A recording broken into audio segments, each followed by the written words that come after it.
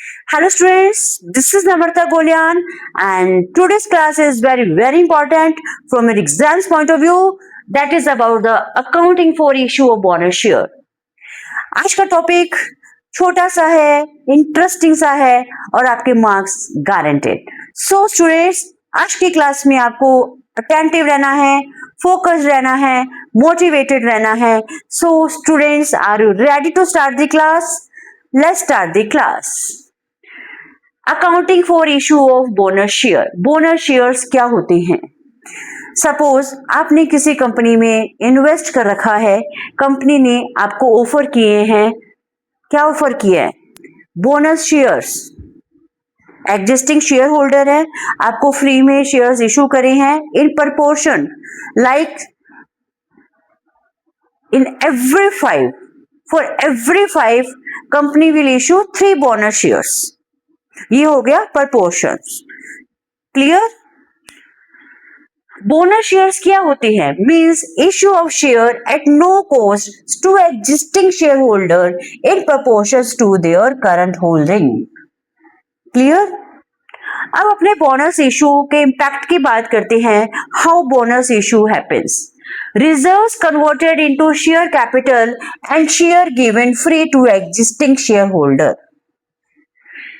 Simple सी बात बताती हूं.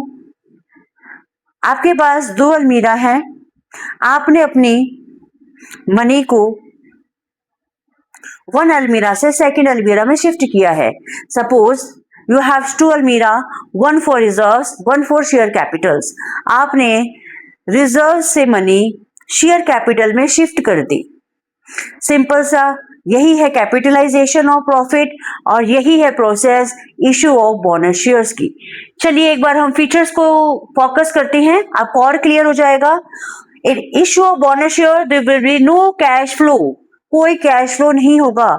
जैसे अभी मैंने एक एग्जांपल दिया, आपने अपनी मनी को 1 अलमीरा से 2nd अलमीरा में शिफ्ट करा है, तो क्या आपके कैश में कोई चेंज आया? नहीं. यही सेम सिचुएशन है, यही सेम केस स्टडी है अपने बोनस शेयर से regarding. No change in net worth. आपके कोई एसेट में, कोई नेटवर्थ में कोई चेंज नहीं आएगा.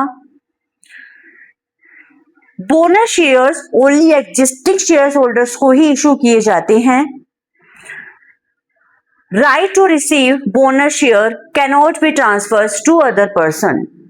ऐसा नहीं है कि आप कंपनी को बोल दो कि मेरे इशू जो मेरे बोनस शेयर है आप किसी थर्ड पर्सन को दे दो. You can't do this. Bonus shares की जो अकाउंटिंग है उसके सारे provisions section 68 of companies act 2013 के अंडर मेंशन है. उसके अकॉर्डिंग ही इसकी अकाउंटिंग होती है. क्लियर?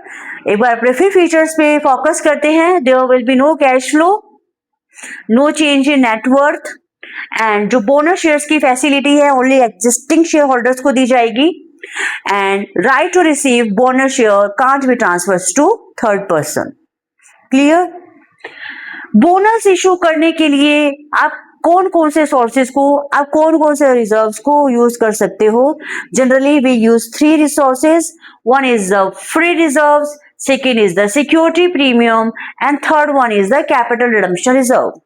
स्टूडेंट्स, आप कौन कौन से रिजर्व्स को यूज नहीं कर सकते हो? रिवैल्यूएशन रिजर्व को इशू ऑफ बोनस शेयर में यूज नहीं कर सकते हो. और कोई अनरियलाइज्ड प्रॉफिट है, अनरियलाइज्ड गेन है, इट मींस अभी जेन्युइन प्रॉफिट या जेन्युइन गेन नहीं है, तो it can't be use in issue of bonus shares. Clear? अब अपने बात करते हैं जर्नल एंट्री. 2 जर्नल एंट्रीज हैं, बस 2 जर्नल एंट्री और आपके marks guaranteed. So be concentrated. बहुत ध्यान से सुनिए प्लीज. सबसे पहली एंट्री है transfer to reserves. As we are capitalising reserves account debit to bonus to share holders account, it is the first entry. And second entry is regarding issue of bonus share, bonus to shareholder accounts debit to share capital. It means reserves. आप दोनों entry को combine करके देखोगे तो आपको ये result आता है आपके सामने कि आपने रिजर्व्स को शेयर कैपिटल के अंदर कन्वर्ट किया है. First entry is related to transfer of reserves, and second entry is related to issue of shares to bonus shareholders.